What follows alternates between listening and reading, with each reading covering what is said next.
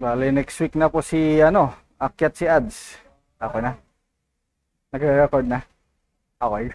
Good morning. Good morning po sa ating lahat. Praise God po ulit for giving us another day. Especially this day. At nandito na naman po tayo as a church and also for our online viewers para makinig sa salita ng Diyos and to learn from it and to gain wisdom from it, to be fed spiritually and to hopefully grow, okay? Grow in our walk and in our relationship with God and with Jesus Christ. Ano po? And hopefully ma-apply natin to. We would take this message to heart and to mind and would really apply it in our lives, ano po, and seek to use it to transform ourselves, ano. Yun po yung hopefully isa sa mga goals natin as Christians, as followers of Jesus Christ.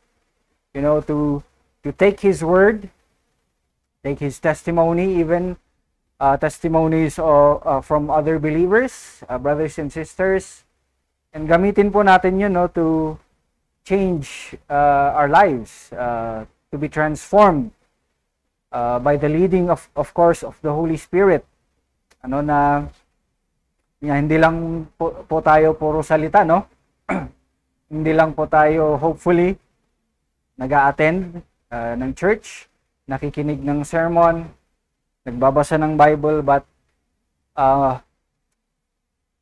being more and more transformed into Christ-likeness, okay? Into God's Son, Jesus Christ. So yun, praise God again for this day and for this time. As we humbly come before our Lord also, may we do that spiritually with all of our hearts, our minds, our strength, our soul, you know, as again, we reflect on our lives and yun nga, yung relationship natin with God. Today, not only today, but for the rest of the week or for the rest of our days, may we continue to meditate on His Word day and night. Amen? And so let's open up in prayer. Dear Lord, we thank you again for this time. We thank you for your Word. We thank you for this opportunity that you gave us na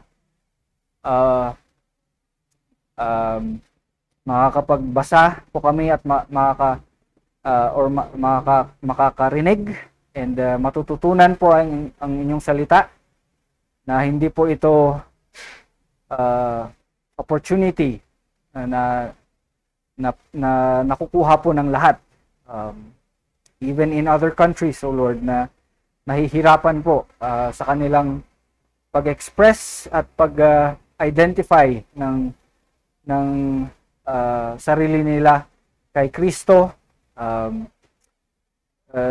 We know and we can see, O Lord, during these times and even before that, this is not readily available to everyone, and so we just would want to praise you and thank you for this privilege that we have here in the Philippines and here in our own local church.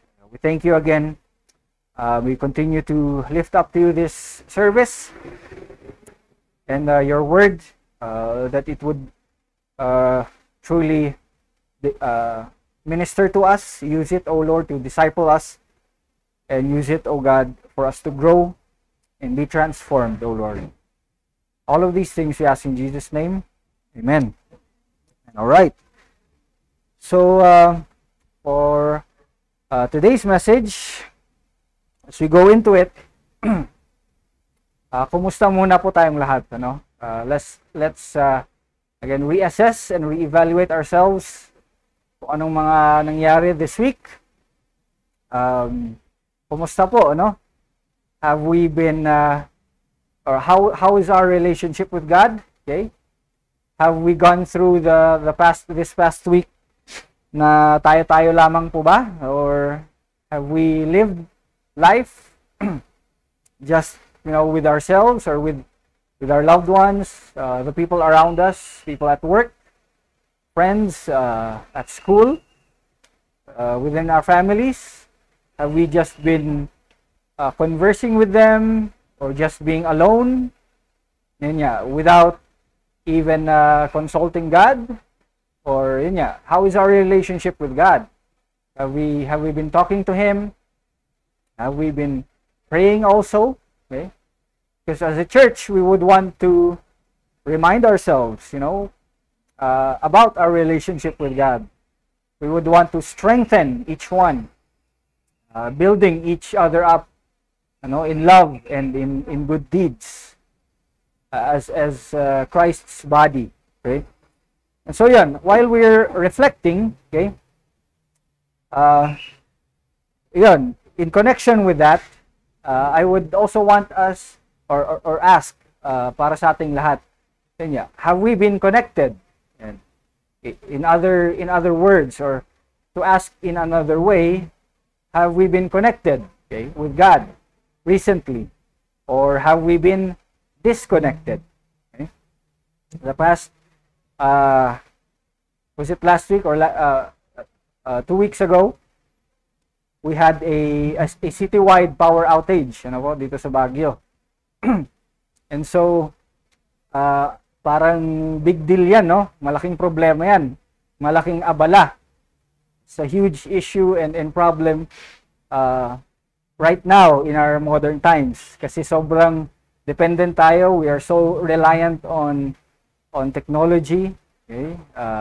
Electricity that powers the technology. Okay? We use it for work, we use it for school, for everything nowadays. Lahat ng ginagawa natin is very dependent on electricity and the internet. Being connected to the internet. So yun, last week or 2 weeks ago, nangyari yun. So I myself was very affected with that, and so I had to prepare myself, for work and for everything that I needed to do that day. One day lang naman po, no? For others, sadly, multiple days. Ganon din po actually nangyari sa amin. The first day, nawala, whole day. Second day, nagkaroon naman ng electricity, but hindi bandang afternoon, biglang nawala ulit. So, and that was unscheduled, unannounced. And so, it's a huge abala or problem for us who are very dependent on electricity and the internet right now. But again, it's the same with our relationship with God. Okay? Have we been connected lately, or have there been days where we are disconnected with God? Hopefully, one day lang, no? Parang ganon, yung scheduled or unscheduled power outage. But with our relationship with God, are we scheduling it? Or kung unscheduled, one day lang po ba yan? Or it's very sad, if we stretch those days out, like 2 days, 3 days out, 4 days, a whole week, a whole month, that we have been disconnected with God. Okay? I hope and pray that, this church, or everyone who is listening or who would listen, who is a Christian, a true follower of Jesus Christ, I hope and pray that hindi po ganun yung case. So that would be the topic, or what we would be talking about for this morning. Okay, you can see there's a faint logo. Okay, we are very familiar with this icon or logo sa mga devices natin, sa phones, sa laptops, sa computers. Okay, kung nakikita natin to, kinakabahan tayo, di ba? Or nalulungkot tayo. We are so much affected by this logo or icon. Hindi lang sa Wi-Fi, okay? But even mobile data, okay? But The title of our message this morning would be Get Connected. Okay? The effects of being connected to and disconnected from Jesus. Right? Spiritually, of course, in our journey, in our relationship, in spiritual growth with Jesus Christ or with God. So we will be getting today's message from John. Okay? The book of John, chapter 15.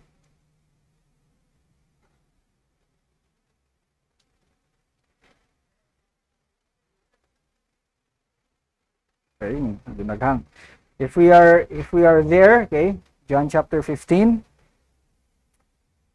We have, I believe we have read this a couple of times already, and we have talked about this in previous services or sermons. But let's go through it again and look at it with a fresh perspective, a new perspective. Let's when we're reading God's word, of course we have our past knowledge, our past learnings, but every time we read God's word, there's always a new inspiration. There should always be a new inspiration that comes from the Holy Spirit, that comes from God Himself, because that's how He communicates to us. Very, very dynamic. It's different every time. It's also the same, but it's like with any other relationship, di po ba? Sa asawa natin, friends natin, sometimes we talk about the same things, every time, but each time there's always something different, di po ba? Minsan, kausap natin yung friends natin about siguro, let's say, Star Wars, whatever. Pero masaya siya, very enthusiastic, di ba? And then other times, you talk to them about the same topic, Star Wars, pero malungkot sila.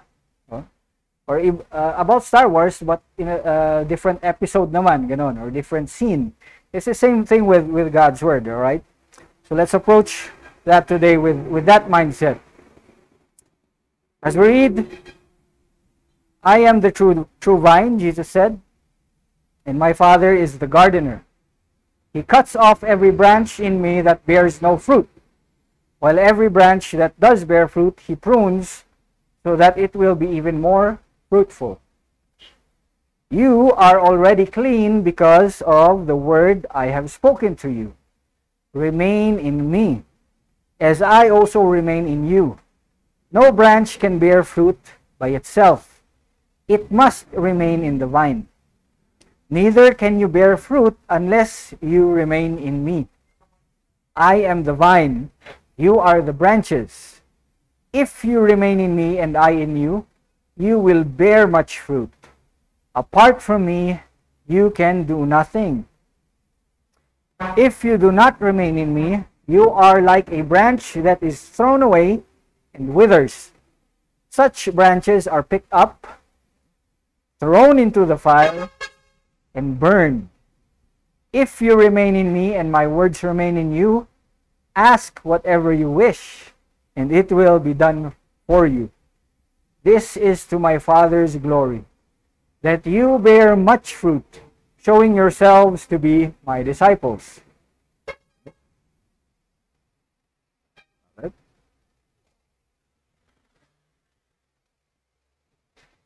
Verse 9 to 17. As the Father has loved me, so have I loved you. Now remain in my love. If you keep my commands, you will remain in my love, just as I have kept my Father's commands and remain in His love. I have told you this so that my joy may be in you and that your joy may be complete. Let's take note of this verse. My command is this: love each other as I have loved you. Greater love has no one than this, to lay down one's life for one's friends. You are my friends, if you do what I command. I no longer call you servants, because a servant does not know his master's business. Instead, I have called you friends, for everything that I learned from my Father I have made known to you. You did not choose me, but I chose you and appointed you so that you might go and bear fruit, fruit that will last, and so that whatever you ask in my name, the Father will give you. This is my command: love each other. All right. So, talking about being connected, right, earlier. Okay. How do we get connected with Jesus? Okay. How do we get connected? Or how do we know if we are connected, either connected or if we are disconnected? Next slide, please. Okay. How do we keep connected to and not get disconnected from Jesus? Okay, based from what we have read, okay, of course, we have, if we have been reading our Bible, we basically know that Jesus there is talking about, our connection with Him, okay? Remaining in Him, keeping His word. But furthermore, okay, if we continue to read there, He has this command. He has this command to us, to everyone, his followers, his believers. He said there that, to love each other as I have loved you. Okay? As He was also loved by the Father. Okay? He said there, He repeated that in verses 12 and 17. Also, He even said that before, in the earlier chapters. He already gave this command in John chapter 13, verses 34. Okay? Verse 34. And if we can see, nakikita natin po, in these verses, in these chapters, that Jesus is repeating something. Okay? Jesus repeated something. It means that, it is very important for us. Okay? He is emphasizing something here. He wants us to focus on this. Okay? Sabi niya dito, love each other as I have loved you. Okay? We know that we need to be connected with Jesus, right? And we know that we should not get disconnected. But how? Okay? Pwede nating i-follow up yun eh. We can ask another question after that na, how? So how do we get connected, or how do we keep from being disconnected from Jesus? Okay? Okay? And isa to sa mga commands na binigay niya sa atin. Things that we can actually do. Okay? We can check with ourselves, okay, if we're doing, so that we can determine or see, we can tell if we are still connected to Jesus. Okay? We should love each other as I have loved you. Okay? Note the words again. As I have loved you. Okay? Not just love each other. Hindi lang po ito yung sabihin ko na, I love you. I love you, Brother Dave. I love you, sister. With the love of the Lord. Sasabihin pa, di ba? Yun yung usually na phrase. I love you with the love of the Lord. Right? Or, we can show, or express our love to others through not just words, but actions. Di po ba? We serve them. We serve the church. We serve the people. Okay? We serve others outside. Okay? But is that, okay, ito yung importante na kailangan nating i-emphasize and to watch out for. Are we loving them as Jesus loved us? What does that look like? Okay. Next slide.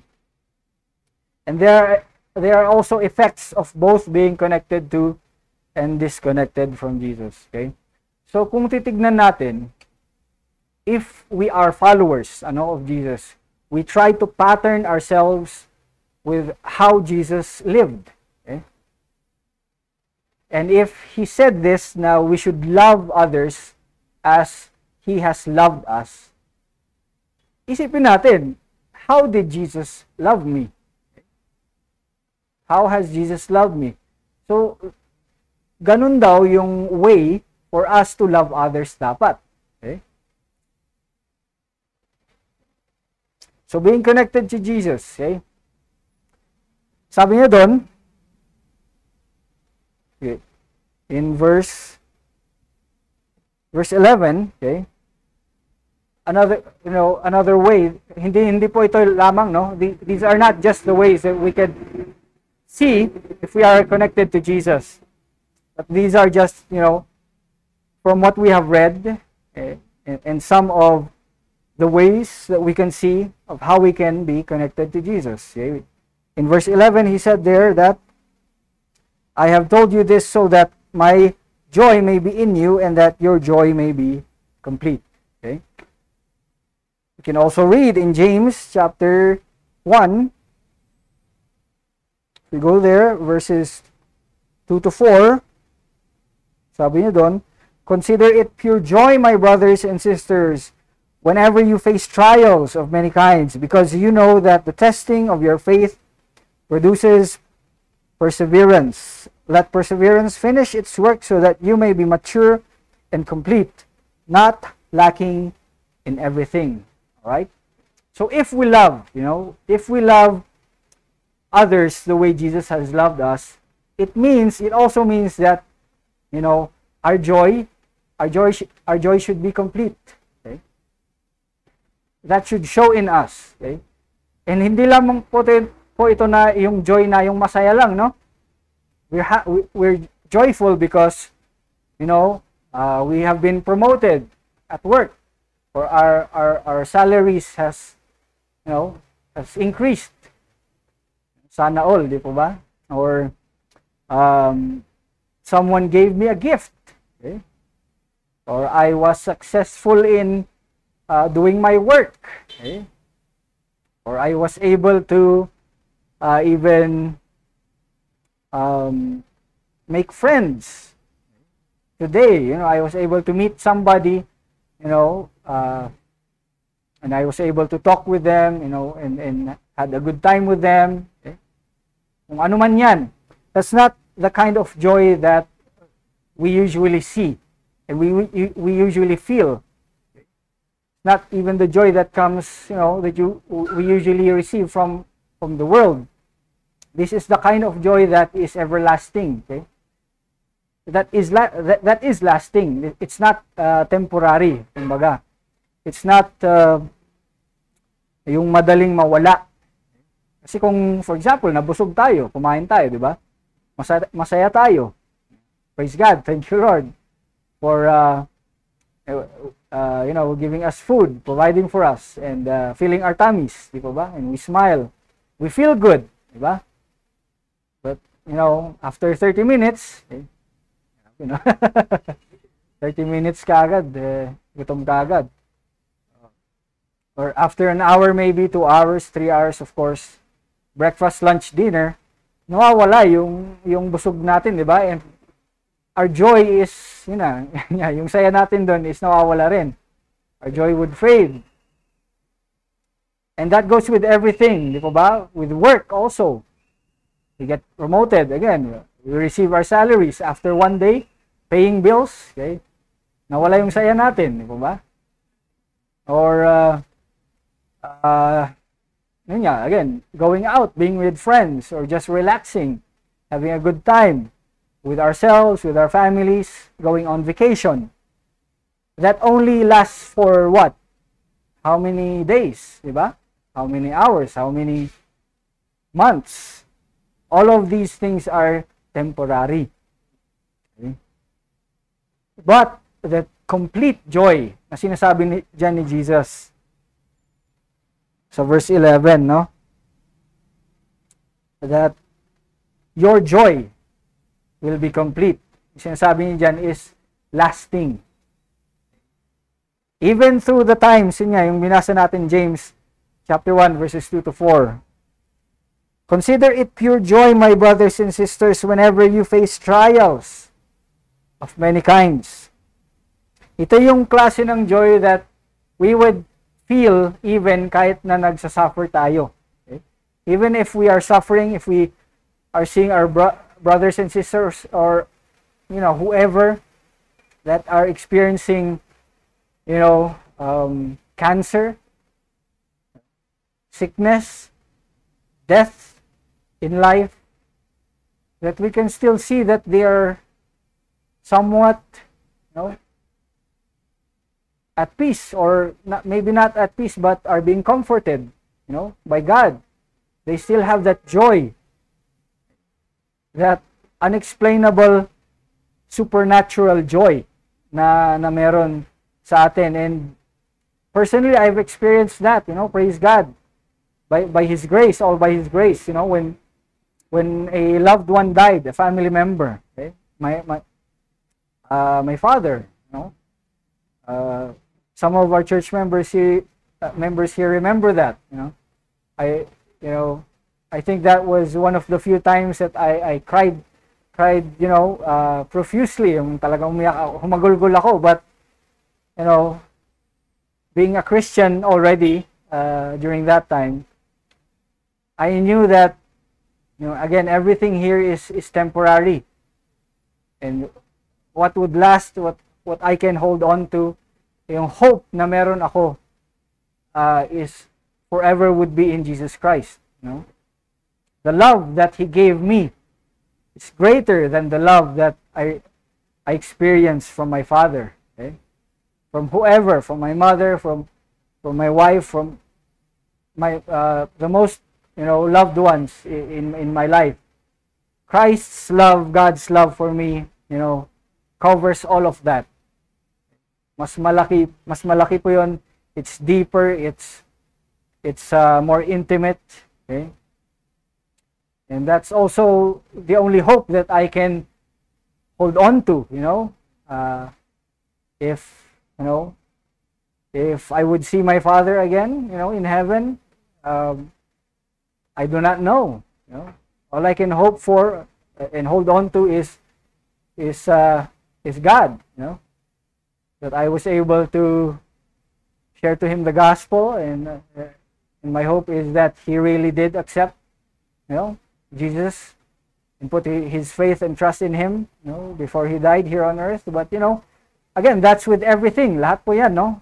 Not just with our loved ones, even with ourselves. Yung spiritual growth natin with God. Yun nga, have we been connected with God? Is our joy complete?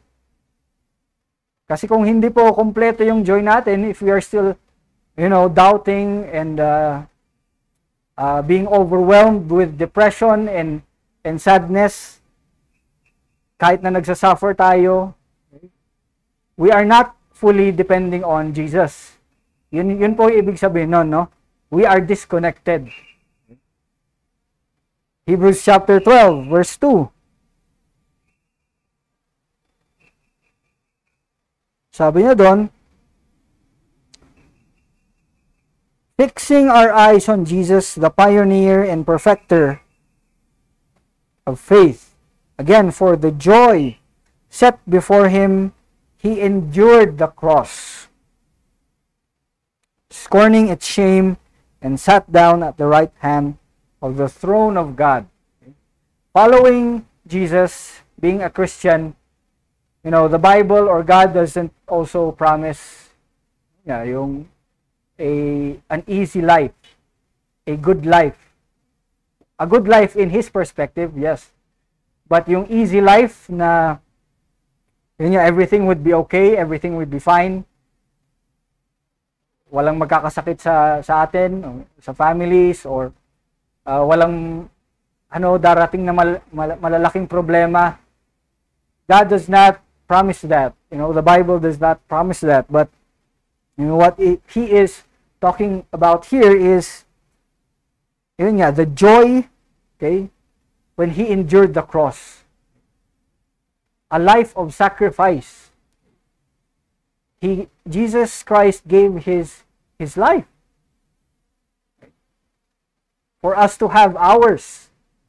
And ganun din, if we are followers of Jesus, that is the life that we should be aiming for. That should yun yung ine-expect na dapat natin na buhay. A life of sacrifice. Okay? A life of giving ourselves for others. Okay? Again, not for ourselves, but or for anything else, but for the glory of God. For them to know who Jesus Christ is also. For them to have a relationship with Jesus Christ also. And that is a life of hardship, of suffering, of sacrifice again. But even though, like Jesus, we can see in his life, kahit na ang daming pagsubok, ang dami niyang kaaway, okay? Pati demonyo, di ba? Kumakaaway sa kanya or inaano siya, tinetempt, demonyo na mismo, all kinds of powers, evil in this world, tayo rin, no? We are facing every day temptations and trials, yun nga, Jesus still had that joy. Jesus still had that peace and comfort that came supernaturally from God the Father. And ganun din po tayo. If we have put our faith and trust in Jesus Christ, we follow Him and obey Him, daily we can be victorious. Okay? Yan yung promise niya. That we can live a victorious life here on earth despite all of these suffering and trials. Okay? Even though we are living the life, the path, carrying our own cross, okay? Our burdens, living a life of persecution, okay? Because of Jesus, because of God, our joy will be complete. Yun yung promise ni Jesus. Okay. Next. Second, okay, of another way we can see if it's true that we are still connected to Jesus is that when we love, yun yung command. When we love others as Jesus has loved us, we will be known because of Jesus' love. Of course, it comes naturally. So John chapter 13 verse 35, okay? Yung sinabi ni Jesus na command, the first command here of this instance, if we go there,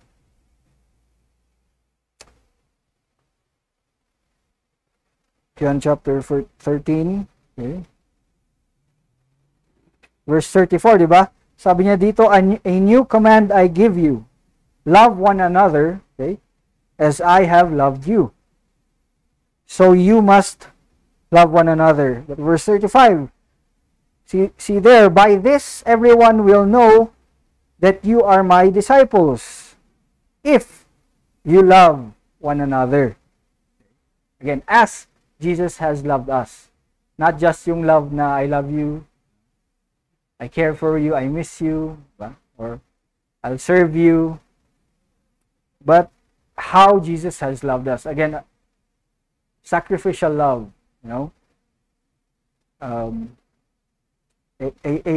even as the Father has loved His Son, with all of His strength, His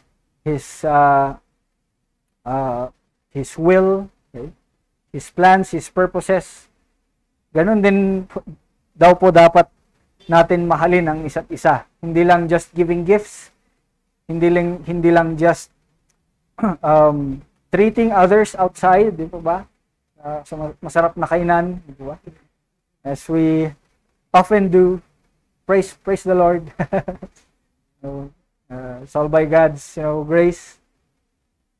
Hindi lang po dapat ganun of us showing love to one another. But again, how? Yun yung palagi nating that's the measure that we always miss. Hindi po natin palaging tinitignan yung ginagawa natin according to how Jesus wants it to be. how Jesus wants us to do things. Inisip lang natin, we think that we are serving God, we think that we are living for God the right way, we think that we are being good Christians, okay? But unless we go to His Word and actually look it up, i-Google na, i-search natin, from the Bible itself. Is this how Jesus wants me to live? Is this how Jesus wants me to handle this situation at work? Kung may kaaway ako, may ka-argue ako, is this how Jesus wants me to react or respond to this person? Di po ba? Is this how Jesus wants me to, go through, yung steps of, reconciling with others, okay? With my sister, with my brother, with my father, with my mother, with my son, with my daughter. Is it just simply to, spank them or shout at them or tell them that, you don't do this, you should do that? Ganun lang po ba? Or should we always be consulting the Bible? How we should raise up godly children? So yun, no? If we are being known because of Jesus' love, yun. How are we loving others? Okay?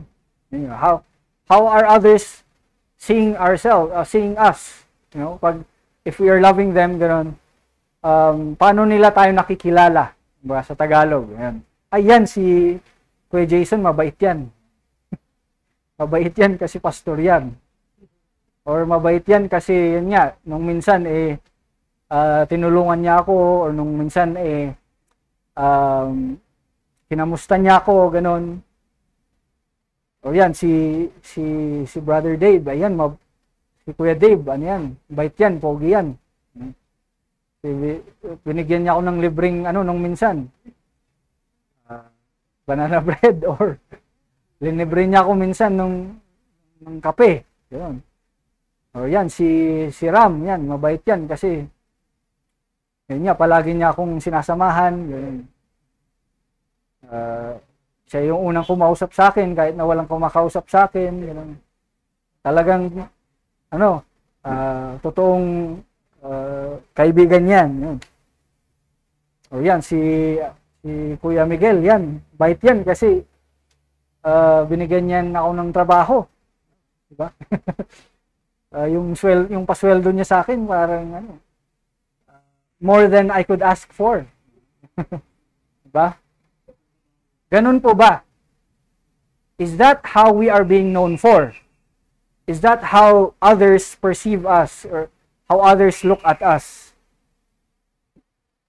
Ganun po ba tayo nakikilala? Mabait tayo kasi dahil sa ginawa natin or dahil kung sino tayo, anong napakita natin sa iba? No. Okay? Kung ganun yung tingin sa atin ng mga tao, ayun, makikita natin na we are still disconnected actually. We are still disconnected from Jesus. We assure ourselves, okay? We can see that, being connected to Jesus is true with ourselves if they are seeing Jesus in us, okay? In our words, in our actions. Ayan, si Kuya Jason, mabait yan kasi yan, binago yan ni Jesus Christ. Yun. Nakita ko na yung pagbabago niya is dahil kay Jesus Christ. Hindi dahil na-rehab siya sa drugs. Sa drug center. Yan si Kuya Nico, yan. Idol ko yan kasi nakita ko si Jesus sa buhay niya. Yun yung masarap pakinggan, di po ba? Yun dapat. And that's how we can see and determine if we are still connected with Jesus. Okay, now, the effects naman. Punta naman tayo sa effects of being disconnected from Jesus. Okay? Una-una, we will be rebuked. Okay? Makita natin yan again from the passages. Okay? Not just from our own experiences. Siguro may sarili tayong experiences diyan na disconnect tayo from Jesus and we were disciplined or we were punished. Na-rebuke tayo. Okay? But mas mainam kung punta tayo ulit sa salita ng Diyos. Here in Matthew chapter 18 verses 22 to 24, this was, Jesus talking about,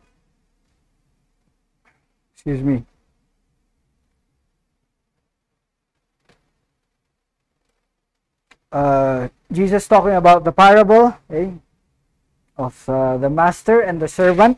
Okay? If we have read this and if we remember this, he told about the master giving, work, okay? Or he talked about the master who forgave his worker, okay? Kasi nagkaroon siya ng pagkakamali, okay? The worker made a mistake and sinned, and so the master forgave him. But later on, okay, the worker naman had this relationship with another one, the person who also made a mistake, okay? Also sinned against him, but this time this worker did not forgive itong tao naman na to. And so when the master knew of this or learned of this, he rebuked niya itong worker. Kasi sabi niya, I forgave you. Okay? Why didn't you forgive also? Okay? So yun. If we would be, disconnected from Jesus, okay, for sure we will be rebuked. And isang example lang to of forgiveness, okay? Because, if we are connected to Jesus, we know or we should understand that Jesus forgave us. Di po ba? Thank you po. Jesus forgave us, for all of our, our days, our whole lives, we have been sinful for all of the times na nagkasala tayo against God. He still forgave us, right? And so, yun nga, when we love others as Jesus has loved us, why can't we forgive them also as Jesus forgave us? Yun po yung ibig sabihin nun, no? When we are disconnected from Jesus, when we are not loving others as He loved us, this is just an example. We will not forgive. It's hard for us to forgive others as Jesus forgave us. Nakakalimutan natin yun eh. Or we miss that a lot of times, that it's hard for us to forgive others, and we already forgot that Jesus forgave us Himself ng mas grabe pang kasalanan, na ginawa natin kay Jesus. And that's how we can see that we are disconnected na. Another example, okay, that we will be denied from eternity. So Matthew naman, chapter 25, verses 31 to 36, or 46, I mean. Okay, again here, Jesus was talking about the parable of the sheep, okay, and the goats. If we have read this, or if we have time later, let's review this and read this also. When Jesus talked about the sheep being, when He described the sheep as the ones who, or people, basically people, okay, or his true followers who took care of other people, who loved others as how Jesus loved us also. Okay? And he also, described the goats. He compared that or contrasted that against, the goats naman, or the people who, who think that, they are loving others, who think that they are doing things for God, but in fact they are not. Kasi yun nga, they're not doing it the way God wants them to do it. They're not loving others the way Jesus loved us also. Okay? Basically, yun. And sabi niya doon, I would want us to focus on verses 38. Okay, ito yung mga goats.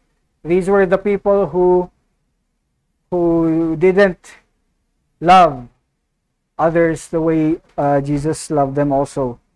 Sabi nila, when did we see you, a stranger, and invite you in, or needing clothes and clothe you? When did we see you sick or in prison and go to visit you?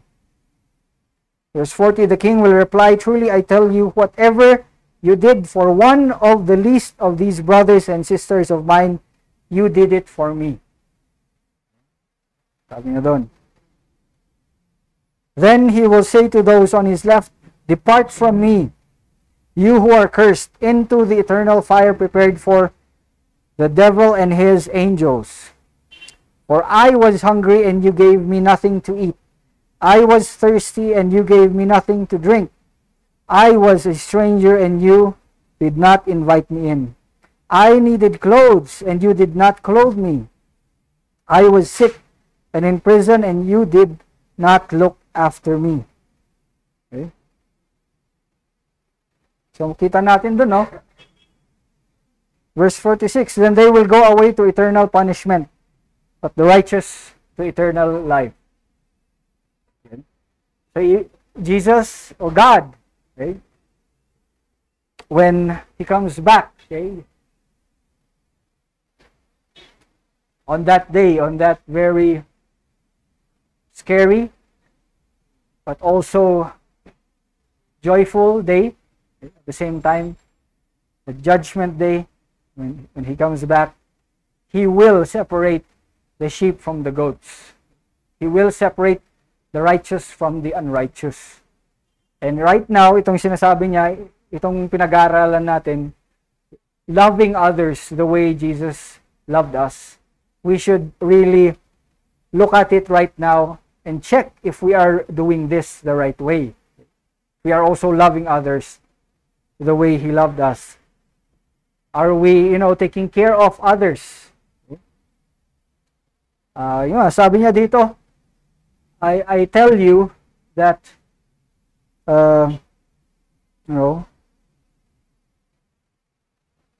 verse 40, whatever you did for one of the least of these brothers and sisters of mine, you did for me. Ibig sabihin yan, kung binaliwala natin yung kapatiran natin, or hindi natin sila pinansin nung nangangailangan sila, ibig sabihin, ginawa na rin din daw natin mismo kay Jesus yun. If we have ignored others, okay, it's as if we have already ignored Jesus Himself. Yun po yung sinasabi niya dyan. And again, if that is the case, yun yung nakikita natin sa buhay natin, we are disconnected from Jesus. Okay? And next. So, get connected. Okay? Yun po yung hopefully magiging conclusion natin. Hopefully, what we will do, action, and that we will apply for today's message, okay, is to get connected. If you are not yet connected to Jesus, what are you waiting for? Or what is hindering you or stopping you from getting connected to Him? Now here, we are talking to, people here who have doubts, okay, who are still searching for answers in their life, okay? Who still do not know who God is or who Jesus is truly, okay? Kayo po, kung kayo po ay, yun nga, dumadaan sa buhay na hindi po kayo sigurado kung saan kayo pupunta after ng buhay ng ito, langit man or impyerno or purgatorio sa iba, okay? Hindi po kayo sigurado sa inyong eternal destiny. I pray, I hope, and I urge you, to talk to God, okay, directly, to pray to Him sincerely, okay? Ask sincerely with your heart in your mind na, God, I'm here, andito po ako. Okay? Gusto ko po kayong makilala pa. Gusto ko po kayong makilala through your Son, Jesus Christ. May your Holy Spirit lead me. Be sincere in your prayer with God and get connected. Okay? It says in the Bible, okay, for all have sinned, lahat po tayo nagkasala, and we are deserving of death. Kaya po tayo namamatay ngayon, physically because of our sin, and even eternally, spiritually. Mamamatay rin po tayo, and we will go to hell. Okay? Sabi niya po sa Romans, okay? We all deserve death physically and eternally. We will be separated from God. Ano po? But God's word also said, that we have eternal life in Jesus Christ. Okay? Despite of us deserving God's wrath and eternal punishment, God still made a way for us to be redeemed, okay, through Jesus Christ. For He died for your sins. On the third day, He rose again. He was with His disciples, His followers, and eventually returned to God the Father in heaven, seated at the right hand. That if we confess with our mouths and believe in our hearts, that is true. Lahat ng ginawa ni Jesus Christ ay totoo. Lahat ng sinabi niya ay totoo. Okay? And that we, believe in our hearts, to declare with our mouths that Jesus Christ is our Lord, okay, in our Savior, that we follow Him, that we would obey Him, put our faith and trust in Him, then He would welcome us in His kingdom. Okay? Kung kayo po yung ganong klaseng tao, that's how you get connected, right? But again, sincerely ask in prayer to God, directly to Him. And then of course, as a church, as a body, andito rin po kami, Flock. We would want to reach out to you, help you, explain to you more kung ganun nga po yung case, right? But for the rest of us who are already connected, continue being connected. Okay? And this is how, again, we would validate and we would see ourselves, again, from the Word of God, from what we had read earlier. We keep being connected to Jesus when we love others as Jesus loved us. Not just superficial or the love that we usually see, okay, or express. But let's look at how Jesus also loved us. A lot of sacrifice, a lot of suffering. And we can also see that this is true to us when we experience, in complete joy, and when others are seeing Jesus' love in us as well. Amen po ba? Amen. And that is God's message for today. Let us end in prayer. Dear Lord, we praise you. We worship you at this time. Again, we thank you for your word. May you bless us with your word, O Lord. You know all of our hearts and our minds. And so you can see what is going through our lives right now. And so for all of us, for each of us, may you continue to reveal yourself, O Lord, and minister to us, and reveal yourself to us, and talk to us, O Lord, through your word and through our meditation, O Lord, and just through our prayers also to you. And again, may you use this word of yours, O Lord, this message, to transform us more and more into your Son, Jesus Christ. Again, all of this to your glory, for your glory. May you guide us, may you take care of us, O Lord.